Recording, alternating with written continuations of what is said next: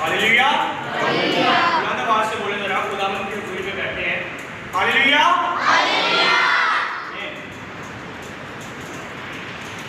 मेरे दोस्तों, आज हम खुदावंद के जिंदा पाक कलाम में से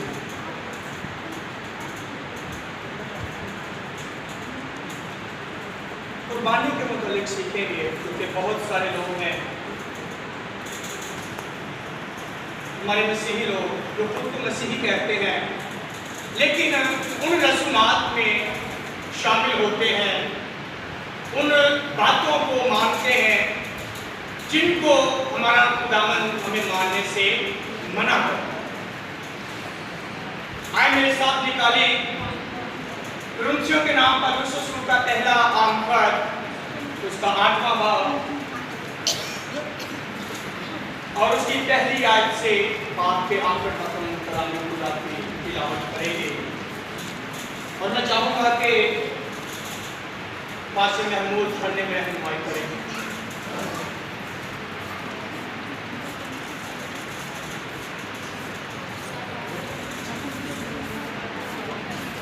आइए खुदा के कलाम के पास कलाम मेरे साथ करिएगा। पौलुस रसूल का कुरिन्थियों के नाम वाला कर उसका 8 बाब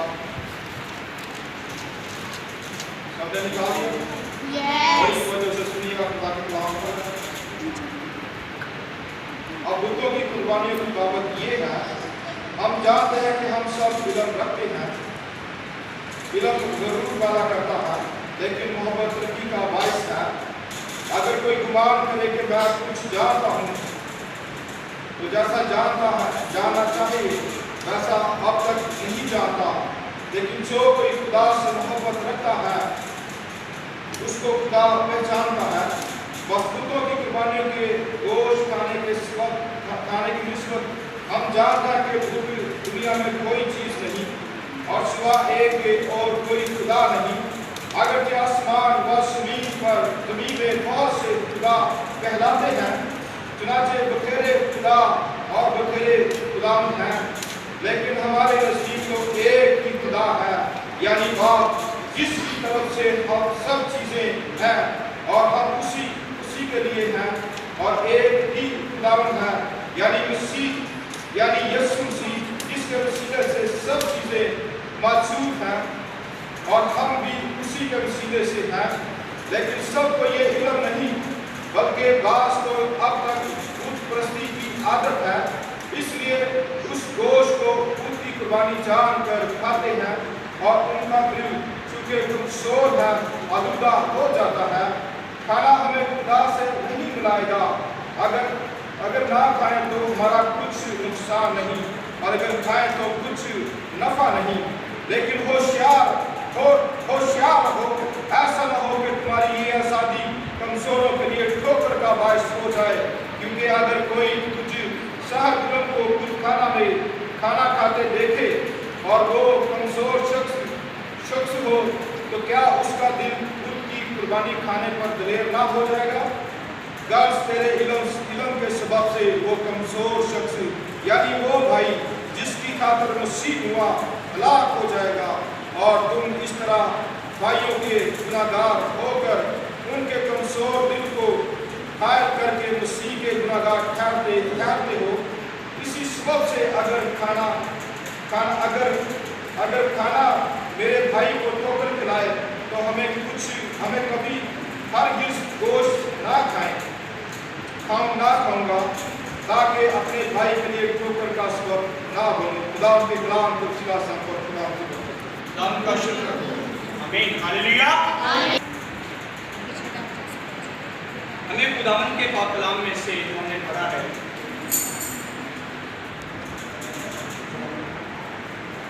कुछ बातें हैं जो हम खुदावंद के पाक कलाम से सीखेंगे कि खुदा का बंदा पौलुस रसूल में सिखाना क्या चाहता है। सबसे पहले मैं गुजारिश करूंगा कि बच्चों को आगे लेकर आए, उन्हें खामोश करके बढ़ाएं, वो पीछे बैठे।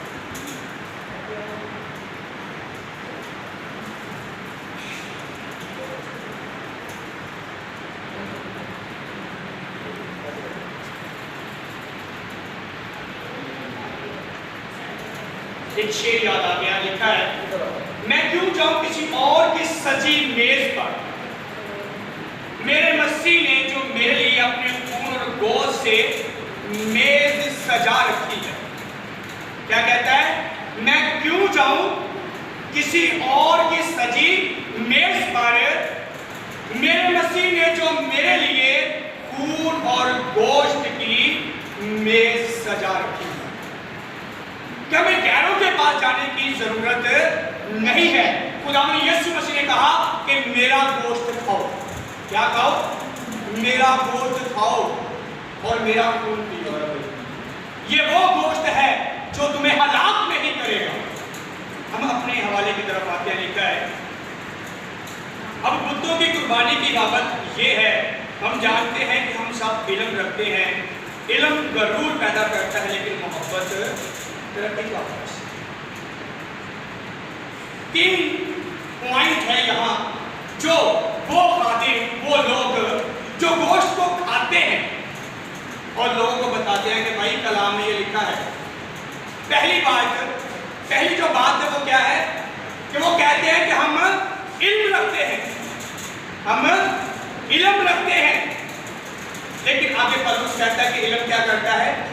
गरूर पैदा करता है। लोग अगर आप उनसे कहेंगे ये गोश्त खाना हमारे लिए रवा नहीं, हर साल ये सवाल उठता है कि मसीही कहते हैं कि हम गोश्त खाएं या ना खाएं, लेकिन कलाम क्या कहता है? आज हम उसमें से सीखते हैं।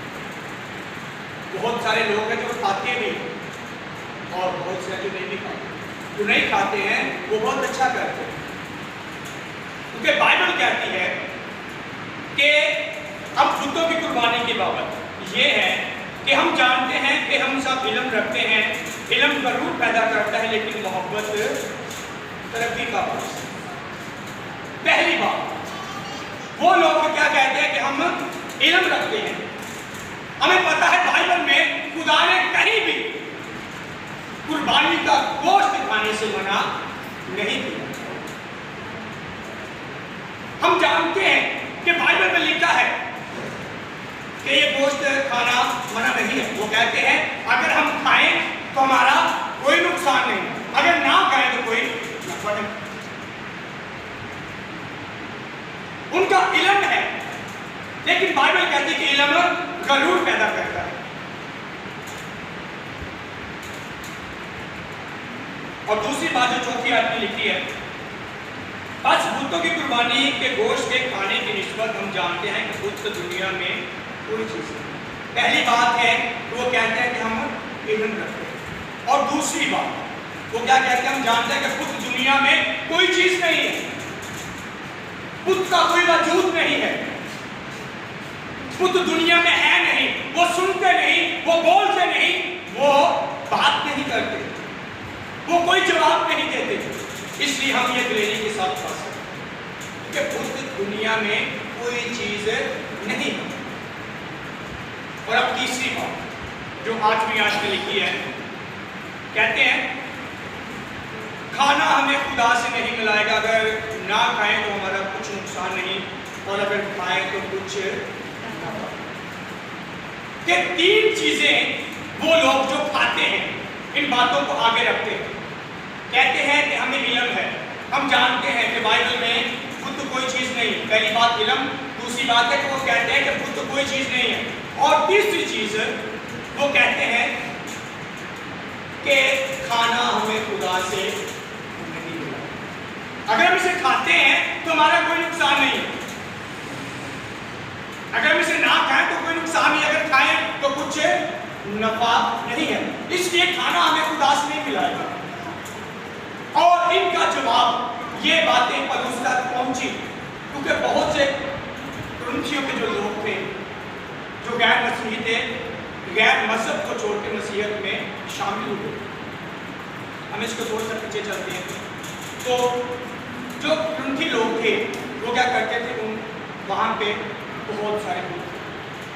जब वो कुर्बानी करते तो उनकी सोच ऐसी थी, वो कहते थे कि गोश्त में चीजें आ जाती हैं, जिसे यानी कि हवाई चीजें जिसे कहा जाता है, पत्थरों में कहा जाता है, वो इस गोश्त का, इसलिए वो क्या करते थे? उस गोश्त को जो कुर्बानी करते थे کس کے سامنے سے؟ بت کے سامنے سے گزرانتے تھے تاکہ اس کا سایہ پڑے اور کوئی چیز ہمارے اندر چلی نہ جائے۔ اس لیے وہ لوگ کہتے تھے کہ بت کوئی چیز نہیں ہے، کیونکہ بت ہمیں جواب نہیں دیتے، بت ہم سے بات نہیں کرتے، اس لیے وہ لوگ کہتے ہیں کہ بت کوئی چیز نہیں ہے۔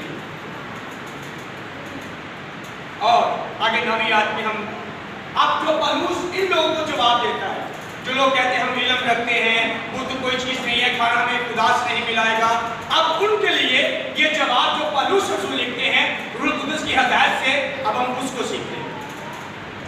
نویں آیت میں لکھا ہے لیکن ہوشیار رہو، ایسا نہ ہو کہ تمہاری یہ آزادی کمزوروں کے لیے ٹھوکر کا باعث ہو جائے۔ اب جو لوگ علم رکھتے ہیں ان کے لیے پولس کیا کہتا ہے؟ ہوشیار ہو جاؤ، اپنے آپ کو جانچ لو،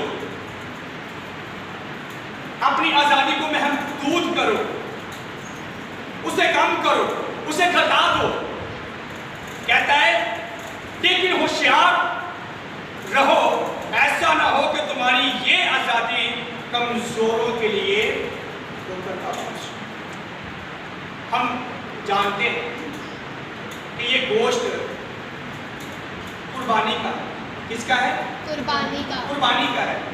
اس کا مطلب ہے بائبل میں لکھا ہے، ہم تھوڑا سا پیچھے چلیں گے، ابراہام نے کس کی قربانی کی؟ جی اونچی بولے، اسحاق کی۔ تو ہمارے مسلم بھائی کس کی کہتے ہیں؟ اسماعیل کی۔ یعنی کہ وہ کہتے ہیں کہ آپ کی بائبل بدل گئی۔ اگر ہم ان کی رسومات میں، ان کی قربانی میں اس گوشت کو کھاتے ہیں تو ہم بائبل کا انکار کرتے ہیں۔ کیا کرتے ہیں؟ انکار کرتے ہیں۔ اور پھر وہ ہمارے مسیح کی قربانی کا انکار کرتے ہیں، وہ کہتے ہیں مسیح قربان نہیں ہوا، مسیح خدا کا بیٹا نہیں ہے۔ اگر ہم ان کے ساتھ شریک ہوتے ہیں، ہم پھر کس کا انکار کرتے ہیں؟ خدا کے زندہ پاک کا۔ ان کے معلم جو ہیں، ان کے جو مولوی ہیں، جو عالم ہیں ان کے، میں سن رہا تھا، وہ کہتے ہیں کہ قربانی ایک ہماری کیا ہے؟ پاک رسم ہے۔ ہم مسلم کے علاوہ کسی دوسرے مذہب کو اس میں شامل نہیں کر سکتے۔ تو ہم لوگ بھاگ کے جاتے ہیں، ہم لوگ بھاگ اس 2-4 گوشتوں لے جاتے ہیں اور مسیح کے انکار کر دیتے ہیں، اس کے لہو کا، اس کی قربانی کا، اس کے قربان ہونے کا ہم انکار کر دیتے ہیں۔ ہماری تھوڑی سی آزادی ان لوگوں کے لیے ٹھوکر کا باعث ہوتی ہے جو کمزور ایمان والے ہوتے ہیں۔ اگر ہم رومیو 4 باب میں دیکھیں تو لکھا ہے 23ویں آیت میں، اگر کھاتے پیتے وقت کوئی شبہ کرے یا کسی کے دل میں شک ہو تو وہ کیا کرے گا؟ اس کھانے پینے سے کیا کرے گا؟ سزا پائے، ٹھوکر کھائے گا۔ کمزور ایمان والا اگر ہمیں کھاتے دیکھے گا تو پہلے نمبر پہ وہ دلیر ہو جائے گا۔ کیا ہوگا؟ دلیر ہو جائے گا۔ دوسرے نمبر پہ اس کا ایمان اور کمزور ہوگا۔ اگر وہ شک رکھ کے اس کو قربانی کا گوشت سمجھ کر کھائے گا تو کیا ہوگا؟ اس کے لیے گناہ، وہ اپنی زندگی کو آلودہ کر لیتا ہے، جیسے آگے لکھا ہے۔ کیونکہ اگر کوئی کچھ صاحب علم کو کھانا میں کھانا کھاتے دیکھے اور وہ کمزور شخص ہو تو کیا اس کا دل بتوں کی قربانی کھانے پر دلیر نہ ہو جائے گا؟ اگر ہم وہ لوگ جس کو کھانے کی تعلیم دیتے ہیں، اگر ہم ان لوگوں میں شامل ہوں تو جو ہماری کلیسیا میں لوگ شامل ہوتے ہیں غیر اقوام سے، یا مختلف ہمارے مسیحی ایسے ہیں جو گناہوں کو چھوڑ کر، ان چیزوں کو چھوڑ کر ہماری کلیسیا میں شامل ہوتے ہیں، اگر وہ ہمیں کھاتے دیکھیں تو کیا وہ دلیرا ہو جائیں گے؟ وہ زیادہ کھائیں گے ہم سے کہ یہ خود جو کلام کے سکھانے والے ہیں یہ خود کھا رہے ہیں، ہم کیوں نہ کھائیں؟ آگے لکھا ہے بت دنیا میں ہے نہیں، ان کے لیے ہے، کہتا ہے کہ غضب تیرے علم کے سبب سے، کہ جو لوگ کہتے ہیں ہم رکھتے ہیں. ہم جانتے ہیں کہ خدا نے ہمیں منع نہیں کیا. ان کے لیے پولس کہتا ہے غرض تیرے علم کے سبب سے وہ کمزور شخص یعنی وہ بھائی جس کی خاطر مسیح ہوا ہلاک ہو جائے. ہمیں کوئی فرق نہیں پڑے گا لیکن خدا کو فرق پڑتا ہے, مسیح کو فرق پڑتا ہے, کیونکہ اس نے ہماری خاطر صلیب پر کیا کیا, اپنے آپ کو قربان کر دیا. ہماری خاطر وہ مسیح صلیب پر اس نے جان دی, ہماری خاطر سے اپنا لہو بہایا, اپنا گوشت ہمیں کھانے کو دیا. جیسا میں نے پہلے شعر بولا کہ میں کیوں چاہوں کسی اور کی سجی میز پر, میرے مسیح نے میرے لیے اپنے خون اور گوشت سے میز سجا رکھی. وہ میرے لیے ہلاک ہوا, وہ میرے لیے مصلوب ہوا. اب اگر میں کسی کمزور ایمان کے سامنے, کمزور ایمان والے کے سامنے اس گوشت کو کھاؤں گا تو کیا وہ بھائی ہلاک نہ ہو جائے گا جس کی خاطر مسیح مصلوب ہوا. اور آگے لکھا ہے اور تم اس طرح بھائیوں کے گنہگار ہو کر اور ان کے کمزور دل کو قائل کر کے مسیح کے گنہگار ہیں. اب جو لوگ کھاتے ہیں ان کے لیے خدا کا کلام کہتے ہیں کہ تمہارے کھانے کے لیے کمزور ایمان والے کیا ہوں گے, ہلاک ہوں گے. اس طرح تم اس بھائی کو, اس بہن کو ہلاک کر کے کس کے گنہگار ٹھہرو گے, مسیح کے, خدا کے, اس برا کے گنہگار ٹھہرو گے. اکثر ہم فیس بک کے پوسٹ دیکھتے ہیں, لوگ لکھتے ہیں شراب پی لیتے ہیں مگر قربانی کا گوشت ہے, گناہ کر لیتے ہیں, بدی کر لیتے ہیں لیکن قربانی کا گوشت ہے. بھائی اگر آپ شراب پی لیتے تو کھائیں, کیونکہ شراب اور گوشت میں کوئی فرق نہیں ہے, کیونکہ آپ مسیح کا انکار کر رہے ہیں. اور کچھ لوگ کہتے ہیں جی سگریٹ کا تو بائبل میں لکھا ہی نہیں, ہم اس لیے سگریٹ پی لیتے. بائبل میں لکھا ہے, لوگ اس بات کو غلط استعمال کرتے ہیں. ہمارا 10 باب میں لکھا ہے کہ جب خدا کے روح نے پترس کو کہا کہ یہ ٹڈیاں, یہ کیڑے مکوڑے تو کھا لے, اس نے کہا یہ حرام ہے. خدا نے کہا جس چیز کو میں پاک کہہ رہا تھا اسے کھا. پھر مرکز میں خداوند کہتا ہے کہ جو چیز انسان کے اندر جاتی ہے وہ اسے ناپاک, جو باہر نہیں جو انسان کے اندر جاتی ہے وہ اسے ناپاک نہیں کرتی, لیکن جو اندر سے باہر نکلتی ہے وہ انسان کو کیا کرتی ہے, ناپاک. ایک سادہ سی مثال دینے لگا ہوں. ہم پاکستان میں رہتے ہیں, ہمارا کلچر کچھ الگ ہے, ہمارا اٹھنا بیٹھنا کچھ الگ ہے. اگر باہر سے کوئی انگریز آ جائے, یو ایس اے سے, یو کے سے یا کہیں سے کوئی انگریز نہیں آ جائے تو وہ اپنے ملک کا لباس پہنے, ہمیں اچھا لگے گا, بولے